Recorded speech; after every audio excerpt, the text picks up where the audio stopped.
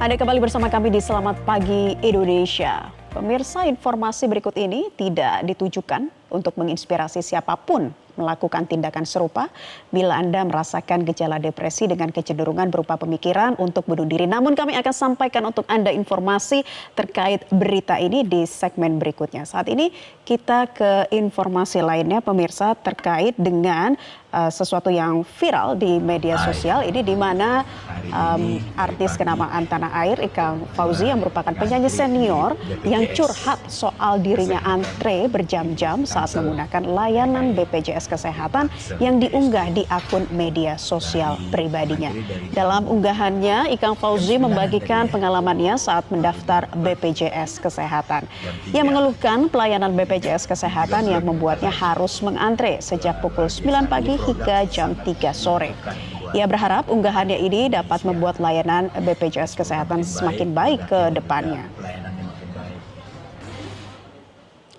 Menjawab keluhan penyanyi Ikang Fauzi yang harus mengantre selama 6 jam di kantor BPJS Kesehatan, Direktur Utama BPJS Kesehatan Ali Gufron Mukti mengatakan pelayanan BPJS Kesehatan yang dikeluhkan sejumlah pihak tidak bisa digeneralisir. Ia menjelaskan bahwa masalah itu terjadi ketika terjadi perbaikan sistem secara nasional, terlebih pada akhir pekan saat libur panjang peringatan kenaikan Isa Al-Masih pada tanggal 9 hingga 12 Mei 2024 lalu.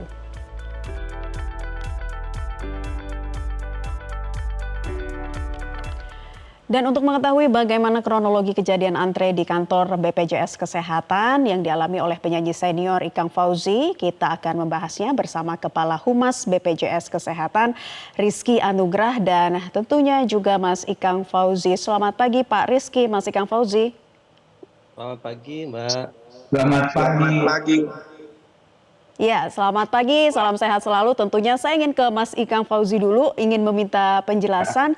Pada waktu itu sempat berobat ke salah satu rumah sakit di wilayah Tangerang Selatan ya Mas Ikang. Tapi antrinya panjang banget nih, dari jam 9 sampai jam 3 sore. Akhirnya curhat di media sosial yang ramai sampai banjir komentar dari para warganet. Seperti apa waktu itu cerita yang bisa mungkin Mas Ikang sampaikan di sini? Ya. Mungkin latar belakang dulu ya. Saya tuh sangat berapresiasi terhadap produk dari pemerintah ini karena ini butuh banget yang namanya pelayanan masyarakat ya. Setiap negara tuh punya dan kita punya BPJS. Kita harus bersyukur dan bangga gitu. Makanya masyarakat sangat memerlukan dan membutuhkan itu ya. Sejahtera nggak akan mungkin bisa tercapai kalau kesehatannya kita tidak terurus dengan baik. Karena itulah saya jadi anggota BPJS. Dan karena kan BPJS ini juga kan diketahui bahwasannya keanggotaannya itu harus seluruh warga negara punya BPJS. Kita beri properti aja pakai BPJS. Jadi memang BPJS itu harus siap melayani untuk seluruh warga negara ya, dengan segala background daripada kelas sosialnya. Nah, dari situlah saya pede banget pakai BPJS. Nah, pada hari itu memang saya datang dan saya memang paling suka tuh menikmati pelayanan-pelayanan publik gitu. Dari salah satunya BPJS gitu loh. Saya datang jam 9 pagi dapat antrian 180 sekian lah gitu. Itu antrian keluar gitu. Saya di mana ya? Saya ikut aja sambil dompet, ngantri, dapatnya sampai jam 3 baru masuk ke dalam. Itu di apa itu namanya? Baru diterima sekitar jam 3:30. Nah, di situ saya ya curhat dalam dikata sayang banget ini pelayanan begitu prima yang begitu dibutuhkan, tapi harus ngantri seperti ini. Saya membayangkan saudara saya begitu. Ya, ada dua hal yang saya kurang nyaman di situ, karena antriannya sampai luar kan. Jadi seolah-olah tuh kayak memamerkan kemiskinan gitu kan. Waduh, ini nggak boleh nih kayak begini gitu ya. Sayang banget. Seandainya memang kalau habis libur 4 hari, katakanlah begitu ya. Mm-mm. Aku yakin yang namanya sebuah perusahaan, apalagi sebesar BPJS itu ya, perusahaan negara itu, pasti ada contingency plan. Jadi kalau contingency plan itu maksudnya kalau kejadian seperti ini pakai plan A, plan B, plan C gitu ya. Jadi kalau memang tiba-tiba membludak orang, nah pasti ada SOP yang mengatasi itu, tambah orang, tambah alat dan sebagainya, sehingga masyarakat bisa terlayani dengan baik. Baik. Itu sih harapan saya. Iya, jadi sejauh ini Mas Ikang, jadi ini yang paling terlama ya selama Anda menjadi peserta BPJS dalam berobat, ini antrian paling terlama. 6 jam. Wah, luar biasa. Baik. Waktu itu Mas Ikang sudah tahu belum kalau ada perbaikan sistem saat libur panjang? Nggak tahu ya? Tidak tahu dan mungkin tidak terinfo juga sebelumnya, tidak tahu mengenai hal itu begitu ya. Baik. Kita akan tanya kepada Pak Rizky. Pak Rizky, silakan tanggapi apa yang disampaikan oleh Mas Ikang Fauzi sebagai salah satu peserta layanan BPJS yang mungkin ini juga menjadi keluhan masyarakat ini Pak, terutama terkait perbaikan sistem di saat libur panjang dan juga kemarin kan ada kenaikan Isa Al-Masih begitu, ada libur panjang. Mengapa tidak diinfokan ke publik begitu biar tidak jadi mispersepsi dan mungkin bisa ditambahkan SOP terkaitnya begitu Pak Rizky? Baik, terima kasih Mbak Naila. Terima kasih Mas Ikang atas masukannya. Pastinya pertama-tama kami dari BPJS Kesehatan meminta permohonan maaf terutama ke Mas Ikang dan juga keluarga dan juga seluruh peserta ya yang pada hari itu di tanggal 13 Mei tadi sudah disampaikan oleh Mas Ikang ya. Memang di jaringan kami untuk dilakukan maintenance ya, ada maintenance sehingga memang ada gangguan pada jaringan kami. Tentunya tadi yang disampaikan oleh Mbak Naila ya, ini antrinya di kantor BPJS Kesehatan ya Mbak Naila, bukan di rumah sakit tapi antri di kantor BPJS Kesehatan Kota Tangsel gitu ya. Jadi sebetulnya di SOP kami, betul Mas Ikang, jadi di SOP kami sebetulnya ketika datang gitu ya ke kantor, di situ ada security gitu ya. Security pun tentunya akan memberikan advice ataupun masukan bagaimana kalau memang di kantor tersebut antri ya, biasanya memang kalau misalnya dilakukan kontingensi gitu ya dari security menyampaikan bahwa bisa dilakukan secara online, biasanya seperti itu. Dan juga biasanya di kantor cabang maupun di kantor kabupaten kota yang dalam hal ini memang di Kota Tangsel kemarin memang ada petugas kita namakan adalah untuk service officer gitu ya. Service officer bertugas memang mobile gitu ya.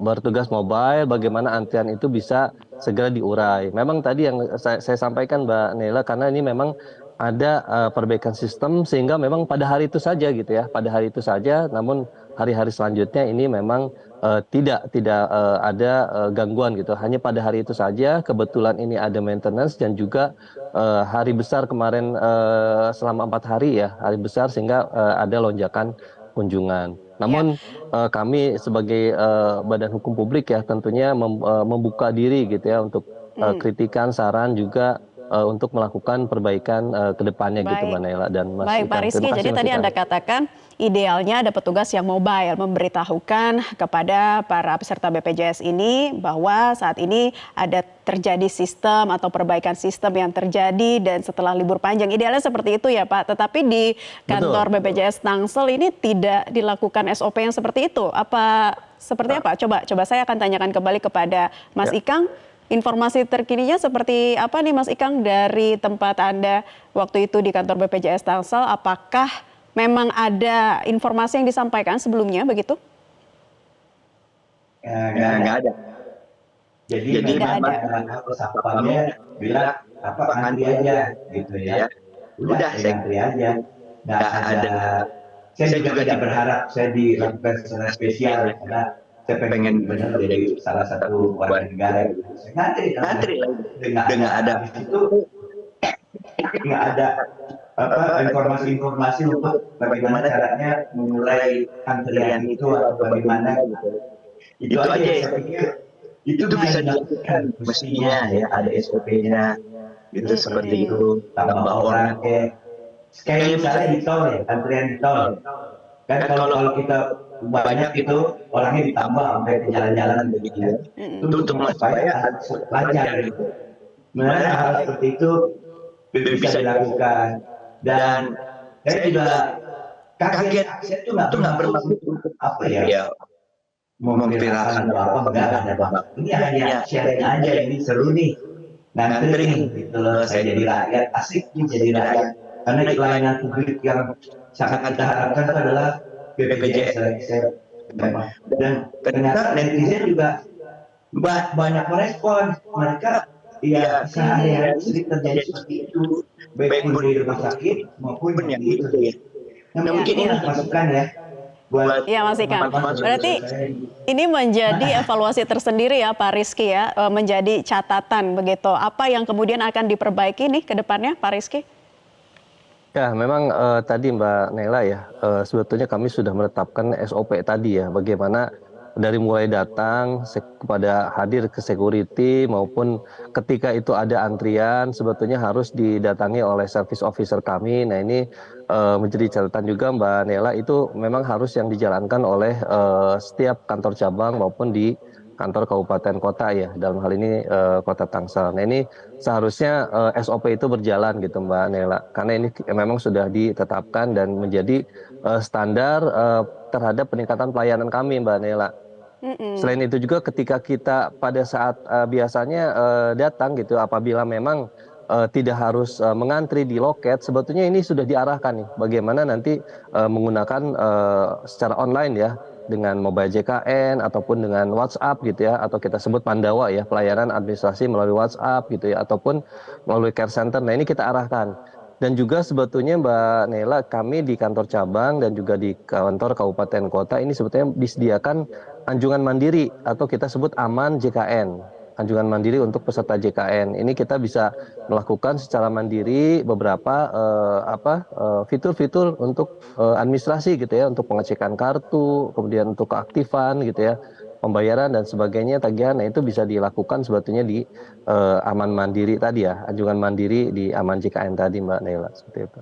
Baik Pak Rizky, ini kan tadi kan kata Anda SOP-nya memang sudah ada begitu dan harusnya dilakukan. Tapi kenyataannya lalai nih Pak yang terjadi di kantor BPJS Tangsel. Nah ini perbaikan ke depannya akan seperti apa Pak? Komunikasi di dalam yang akan kemudian dilakukan supaya hal ini juga jangan sampai membuat kecewa masyarakat begitu dengan layanan dari BPJS Kesehatan. Ya, tentunya kita akan memastikan ya Mbak Nela ya, memastikan apa yang sudah ditentukan oleh organisasi ini akan berjalan dengan memang sesuai apa yang ada di lapangan gitu. Mungkin itu Mbak. Baik, baik. Mas Ikang mungkin ada yang ingin disampaikan lagi Mas Ikang? Iya, aku paham. Ya, maksudnya kerja teman-teman ini juga udah luar biasa ya. Tapi memang yang namanya pelayanan publik biar gimana harus diperbaiki. Baik itu produk kualitasnya, daripada pelayanannya, maupun ini pelayanan ini masyarakatnya. Kan sebenarnya hal-hal seperti ini tuh bisa diatasi. Dan udah banyak cara pelayanan melalui digital dan sebagainya. Tapi kenyataan masyarakat tuh masih banyak sekali yang pengen ketemu langsung. Nah ini juga harus diantisipasi, dicari jalan keluarnya gitu ya kan? Atau terus-menerus diadakan edukasi mengenai penggunaan itu, komunikasinya lebih kayak misalnya coverage daripada BPJS masih banyak orang yang belum tahu, dan juga pelayanannya ini, cara pelayanan seperti tadi itu. Sebenarnya kan kalau emang digital itu belum terlalu orang rakyat biasa ya, karena di situ saya banyaknya nanti sama rakyat menengah bawah gitu, benar-benar gitu. Jadi mereka tuh masih tidak seperti itu, diantisipasi seperti itu, berarti pelayanan terhadap di lapangan harus diperkuat. Ini kan kerja teman-teman ini ya bekerja profesional dan sekarang amal buat masyarakat itu penting banget. Baik, terakhir saya ingin ke Mas Rizky lagi. Mas Rizky, jadi kemudian apa yang akan dilakukan dalam waktu dekat terkait dengan perbaikan layanan dari BPJS ini? Ya, makasih Mbak Naila. Jadi yang pertama tentunya kita secara masif ya, tadi disampaikan oleh Mas Ikang, yang pertama adalah kita secara masif bagaimana peserta JKN itu bisa melakukan akses terhadap kantor BPJS Kesehatan itu melalui online gitu ya. Jadi kita secara masif di medsos ataupun media-media lainnya bagaimana bisa mengakses di Care Center 165 gitu ya. Ataupun apabila memang akan mengurus administrasi bisa juga melalui Pandawa di 0811 8165 165 dan juga bisa mengunduh mobile JKN ya di App Store maupun di Play Store gitu ya. Jadi ini kita secara masif terus menyampaikan kepada masyarakat. Dan memang juga tadi yang disampaikan oleh Mas Ikang, kami di kantor cabang senantiasa akan terus meningkatkan Mas, karena di kantor cabang sebetulnya kita ada pembagian loket ya, ada loket administrasi, kemudian juga ada loket pemberian informasi dan juga pengenanganan pengaduan, dan juga kita ada loket prioritas. Yang prioritas itu yang isinya adalah yang hadir yang bisa mengakses untuk ibu hamil maupun lansia. Nah ini bisa kita masuk ke loket prioritas tadi. Nah ini kami dari BPJS Kesehatan akan terus senantiasa memastikan memang peserta JKN ini terlayani dengan baik. Seperti itu Mbak Naila. Baik, apa yang dialami oleh Mas Ikang Fauzi yang diunggahnya ke media sosial dengan banjir komentar ini juga mungkin menjadi curhatan hati dari masyarakat Indonesia lainnya, pengguna dari BPJS Kesehatan. Tentunya semoga masyarakat juga bisa mendapatkan informasi dari perbincangan kita kali ini dan kita tunggu untuk perbaikan layanan BPJS Kesehatan ke depan. Terima kasih Pak Rizky dan juga Mas Ikang Fauzi sudah bergabung di kesempatan Selamat Pagi Indonesia. Terima kasih. Jelajahi cara baru mendapatkan informasi. Download Metro TV Extend sekarang.